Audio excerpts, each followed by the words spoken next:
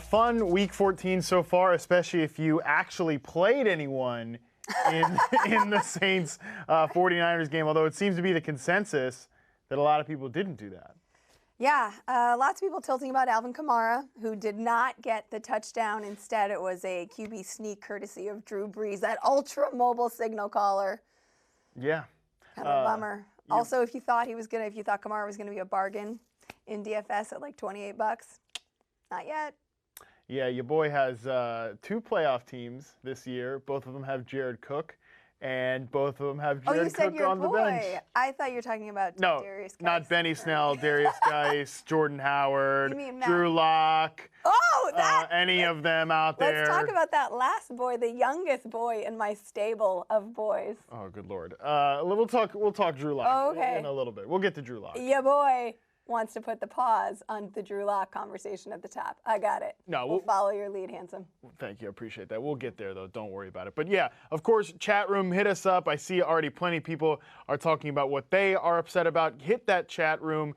Let me know what your decisions that are just slaying you right now, and we'll commiserate together. Although Liz is flying high on Drew Lock fever. And Dayquil. And that, too. We should talk. Can we talk about Darius Geis? That was what I was just going to say. Number one comment from Twitter right now. Richie started Darius Geis over Raheem Mustard. And Raheem Mustard is definitely someone we should talk about, too. A couple angry emojis there. But, yeah, Darius Geis, tough break. Another injury. We don't know if it's a break yet. Well, yeah, not literally. Not literally.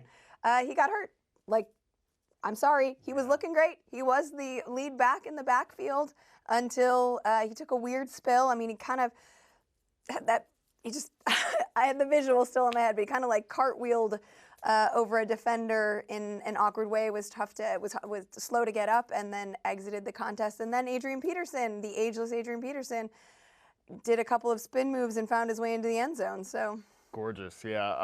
I know he was my reliability pick this week, and whoops, he is gone now. I do want to talk about Raheem Mustard for sure because he's crushing it right now. Emmanuel Sanders threw him a touchdown. That's right, Emmanuel Sanders. We can't predict that though, guys. No, of course. You can't get mad about Raheem Mustard catching a touchdown from Emmanuel Sanders. But it's also worth noting, and I'll pull up the box score right now. He's got 6 carries for 60 yards and another touchdown. Matt Breida has 1 carry, and then wide receiver Richie James has 1 carry for negative yards. So this is hot-handing. Yeah, no, but I mean, and he's the hot guy right now. But also, we should have known this a little bit more. I mean, everybody was waffling because Matt Breida had looked so good, and I think we talked about this on the podcast before he was injured, but also Kyle Shanahan had been conservative with Mostard's totes, clearly not wanting to give him a heavy workload because of the durability issues. Tevin Coleman started to fall out of favor. His volume was reduced in favor of Mostard, who was looking quite good. So Shanahan has clearly seen that he wants to go with this hot hand. Coleman lost it. Mostard had it. Mostard kept it. And there's already been some reluctance to give Breida a lot of touches. So we shouldn't have been as tilted about this as we were. Yeah, I totally It's not agree. a surprising result. No, yeah. I mean, he is the guy right now at this point because he's been consistent. Like you said, he's running hot. Honestly, he's always been an interesting player from a rushing perspective. He's just now finally starting to get some work, which is pretty good. A Maron or something person, I see you talking about Curtis Samuel and why he's trash. Grow up, kid. He has a quarterback who can't throw the ball downfield. Please pay attention, watch the games, and be a little bit smarter. But thank you for tuning in and watching the show. I do appreciate you. Also, when you look at Matthew Lofton's question from Facebook, I do want to hit this. For a flex play, who do you like better? Austin Eckler or Todd Gurley? I think this one is pretty clear. We talked about Todd Gurley on FFL this morning. I think and why Gurley's really the volume play. Again, this is where you have to. Scott Pianowski always says very wisely that fantasy is a week-to-week proposition, and if you are watching closely and not just overall at the breadth of the season, you know that Todd Gurley is coming off of a 20-touch game and has been more explosive. And to Matt's point about not caring, Sean McVay wanting to take the L on Todd Gurley, like he's healthier. So he is also the key, the engine, if you will, to this Rams offense, which is desperate to get things revved. So I think you're obviously going to have to lean towards him. And the Seahawks run defense, they're averaging 4.6 yards per carry to opposing rushers. You can handle that. Yeah, no doubt. And like you can't really project a ton of volume for Austin Eckler No. either, especially in a matchup. After last week, too, where every single offensive weapon was in the mix. Yeah, and Melvin Gordon right now, I think you could kind of say that, like, maybe the 49ers, or not the 49ers, maybe the Chargers have taken the air out of the ball a little bit to kind of ease Phillip Rivers off and not, like, force him into a bunch of mistakes. You know, this is the end of his line. Maybe they don't actually really want to be forced to bench him for Tyrod Taylor or something like that.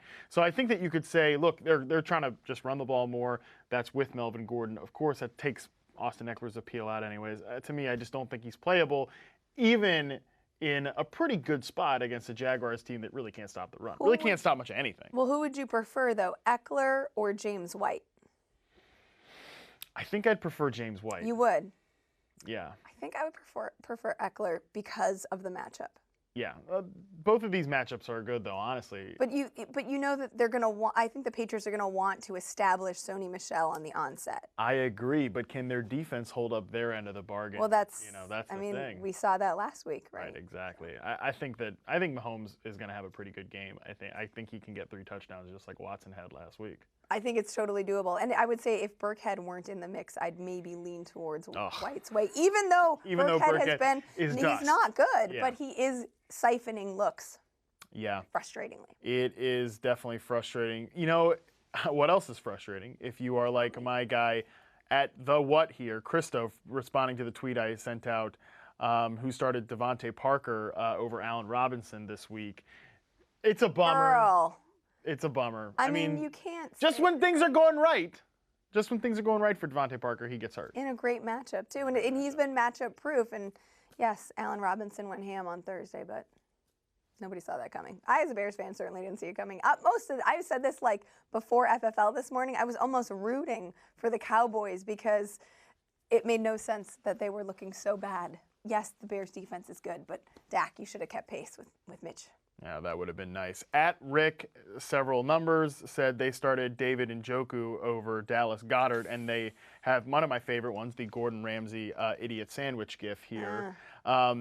I hope, listen. I don't know why you did that. I hope, yeah, I got a few questions about David Njoku, like, oh, he's back. Is he an option for an offense that's not really functioning very well? And that has a lot of middle of the field pieces to choose from, too. You've got Kareem Hunt, you've got Jarvis Landry, then you've got Njoku. I just feel like I would prefer to have a more concentrated receiving tree. And I know Ertz is in there and Jeffrey is back, but Aguilar is banged up, and if Aguilar isn't 100% healthy, I think that's better for Goddard.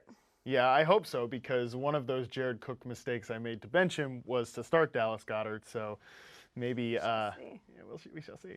Let's talk about your boy Drew Lock. Let's do it. Let's talk Drew Lock.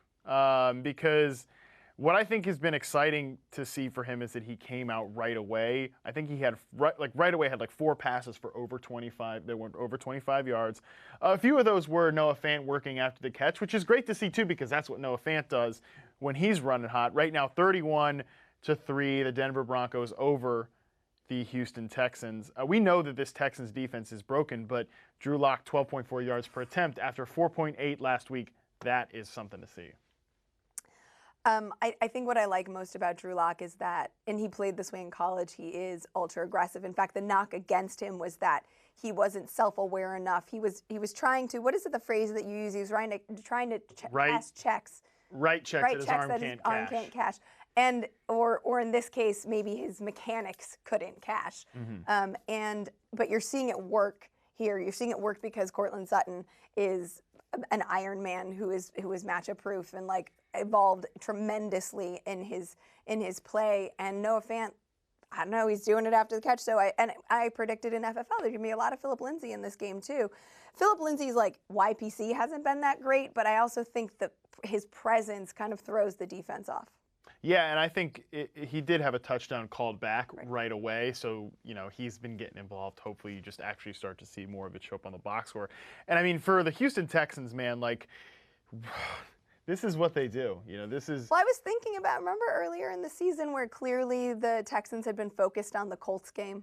and they lost. I forget who was. It was like a gimme game. Yeah, no, I know. I can't remember the opponent either exactly off the top of my head. But this is what they do. They have. I don't think they've won 3 straight in the Bill O'Brien era. Something like that. I saw a stat that they haven't run. They have not won 3 straight this year because they'll put up like 2 great wins. I mean, against the Patriots last week. And then they come out and they have a terrible game here. This is at home too. This is embarrassing. When just last week it's like they show the ceiling to be an AFC type of contender, and then they come out and have a game like this. Their floor is just way too deep. I'm getting it backwards. They beat Kansas City at Kansas City, had this massive win, and then they went to Indianapolis in a game they should have won and lost. Yeah. And this is, if you look at the Patriots game last week, massive win. This is a game they should win, and of course, can't get it done. Hey, I mean, maybe they just only play well against good teams. So, like in the playoffs, if they make it there, maybe they'll beat some of these good teams. Or they play to the level of competition. That's something that was often said about Matt Stafford and the Lions in the Cooter era. And same thing with the Pittsburgh Steelers under the Ben, Le'Veon Bell, Antonio Brown triumvirate. The Killer Bees. Yes, exactly. Let's see. What else do the people want us to talk about? What's going on with Chubb today? Should be running wild against the Bengals. Luckily, have a first-round bye. Well, Scotty, good for you. You got yourself a first-round bye. Look, the Browns' offense, remember when they had like a little bit of glimmer of hope, the Browns did? And it's like, hey, if they run the table, they could go 10-6, make the playoffs. This team continues to play like a group that just needs to get to the offseason. Like, they just need an offseason so bad. And I don't know if that's going to fix them. I think they've got maybe some deeper issues that they need to talk about. But right now, Baker Mayfield's completing 44% of his passes. He's got 2 interceptions. He's been sacked once. Andy Dalton, not for nothing, has also had himself a pick 6, which is beautiful to see. Nothing really working out for the Browns in the passing game. And then on the ground, like we're mentioning, 3 carries for 7 yards for Nick Chubb, 3 for 10 for Kareem Hunt. Just, again, get this team to the offense. Doesn't this also just, it's such a trope, but doesn't this seem like a discipline issue? Like, I feel like we're in a situation where there's headlines now about OBJ talking about how he might want to leave the team or he's been playing with an injury. There's some weird PR stuff being floated into the interwebs, right? And you're in a matchup where you're facing a Bengals defense that's allowing over 13 yards per reception. And so what's the flashy thing to do? The flashy thing to do is for Baker to go be a hero with the glove on his hand. He's no sissy. His mama didn't raise him that way. He's going to be a hero. He's going to elevate OBJ, and that's how we save the narrative of the season. No, that is not what you do. What you do is you get disciplined and you focus. You go back to the gym and you give Nick Chubb the ball, and that's how you try to establish. It's not a flashy win, but you just want to get the win, and this team cannot stick to basics. They always are trying to be too extra, and it's biting them. Yeah. Any, like, off-season analysis that was like, you know, these players, it could be a personality issue or something like that. It looks a little... And you know what I hate? Like, I hate that everybody's like, oh, that's such a stupid narrative. Well, you know what? Sometimes those are true. Sometimes there is, like, we all also fell into the narrative that we could live in believe land, that wasn't an issue. When in fact, it was a valid issue or concern to raise. Matthew Lofton from Facebook says Baker's mom did teach him how to throw an interception, and it looks like that. Don't blame that on his mom. What does dad do? Great point. Another question we have, look, we've got a couple Josh Jacobs questions here that we should hit before we get out of here. If you have to pick between the 2 Oakland backs, I know it is but DeAndre Washington, Jalen Richard, which one of these 2 kind of gets the nod here for you? So I'm initially was going to say Jalen Richard because he's getting more work in the receiving game, but you have seen DeAndre Washington draw a few targets, and we know he's going to have the rushing attempt. So I think the duality there, even though the passing game floor is not as high as I'd like it to be, would lead me to lean Washington's way. It's gross, but. Yeah, I'm going to go there too. I just think there's really no ceiling with Jalen Richard, especially in a game. What is 5 targets? Yeah, right. Like, I mean, he could. That's the thing is, he could actually have like 9 targets or something like that. That's what you could project that from a ceiling perspective if the Raiders fall behind to the red hot Tennessee Titans. But even then, I like your analysis about duality and everything like that, because DeAndre Washington, look, he's been more of a factor in the pass game than Josh Jacobs has been, which is wild, but it is true. Kyle from Facebook wants to know, with Josh Jacobs out, his options are Brandon Cooks or Vance McDonald.